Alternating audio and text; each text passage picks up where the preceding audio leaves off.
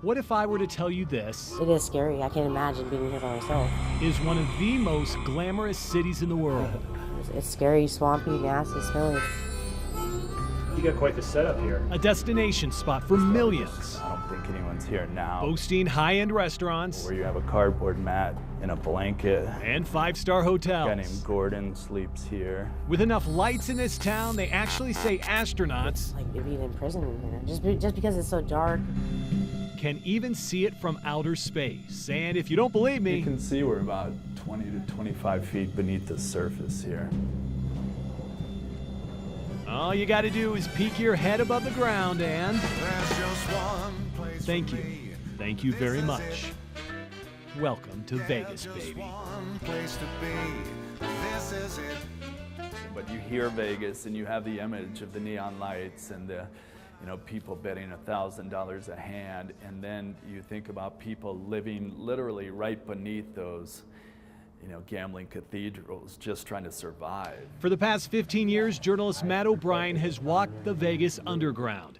600 miles of flood channels, 200 of And those the ceiling's covered with soot because there's been fires down here. just beneath the surface. And what began as an exploration of the And this is unknown John's camp eventually on the turned right. into a mission over the years, helping hundreds, if not thousands, John, hey, it's Matt. Sorry to wake you up, man.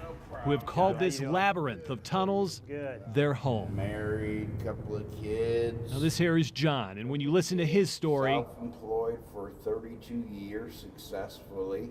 If you don't mind me asking, how much money were you making a year when you're in Florida? Well, it changes every day when you're a millionaire. it is tough to believe the man lying on this dirty foam mattress was the owner of several successful businesses and even a bank. Kids went off to college. I packed a bag and came to Vegas. Been here ever since. 5 years and not a single aspiration to get out. But unlike some, John is not confined to the darkness, as he will eventually emerge into the light, and he will walk, and he will walk, and he will walk some more, pausing only to grab a coffee with some friends. And he's back pounding the pavement one more time. And by nightfall, this former self-proclaimed millionaire is ringing up customers at a local convenience store every day, 7 days a week. Is this bill real or fake? I looked at it, felt it, it's fake. Guess what was the motivating factor to leave your work there and everything you had? You never met my wife, have you? I have not met your wife. Now, it should be known, on average, Las Vegas only gets about 4 inches of rain a year. When it falls, it often floods hard. And that's where these cement channels come into play, diverting water underneath the city. This video here from last June showing the raging waters. What it does not show You can see the water line on the is the woman who lost her life. Since 1960, Vegas has seen 32 people killed in flash floods. The latest casualty It comes 3-4 feet deep.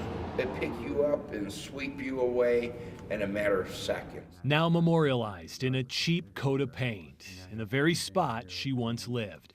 Sharon and her boyfriend were the original creators of this apartment-like space. Furniture, decorations, and shopping carts filled with rocks as the base of their bed. A section of the tunnel now, after her drowning, occupied by Big Craig We'll be friends forever, that's for sure. and a guy named Spike. Slick-looking mohawk covered in ink and comes across as a pretty nice guy. Now, before we go any further here, there is something you should probably know about Spike. I made $250,000, $300,000 a year. No, not that. Better Homes and Gardens came, took pictures of my house and everything. Nope, not that either. I didn't plan on killing nobody, just an accident. Yeah, that's the one right there, where he accidentally killed a guy and even kidnapped someone too. Court docs prove it. A bar fight in San Bernardino nearly 20 years ago sent this decorated Army veteran to prison for more than a I decade. stood up from the bar stool and he took a swing.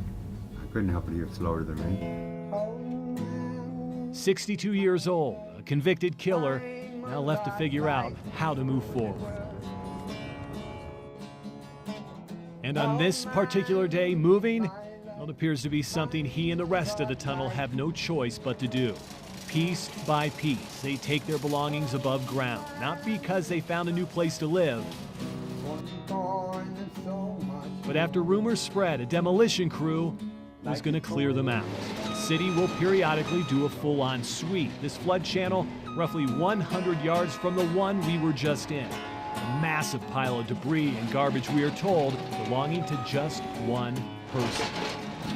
A giant shovel, well, it would eventually move on. A victory for Spike and the others, meaning their homes would stand at least one more day.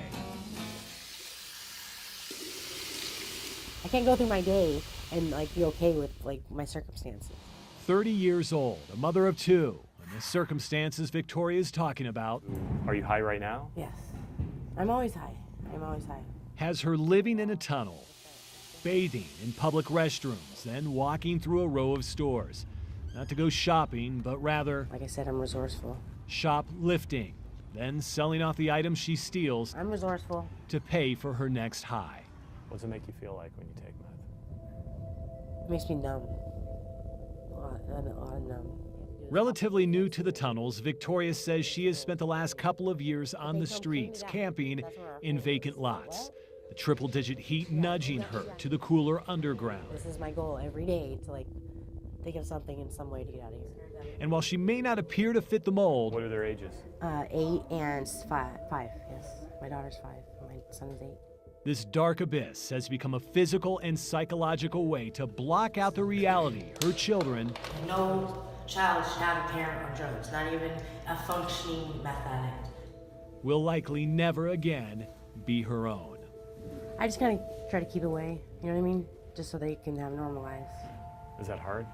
Yeah, it's hard, yeah. What if I were to tell you this There's that hope of hitting a jackpot. is one of the most glamorous cities in the world? That's part of what attracts people to Vegas. A destination spot for millions, boasting high-end restaurants What time of day is it? Beer 30. and five-star hotels. I would be in bed for 40 hours. With enough lights in this town, they actually say astronauts And you have the image of the neon light. can see it from outer space. And if you don't believe me, all you gotta do is peek your head below the ground and welcome to Vegas, baby.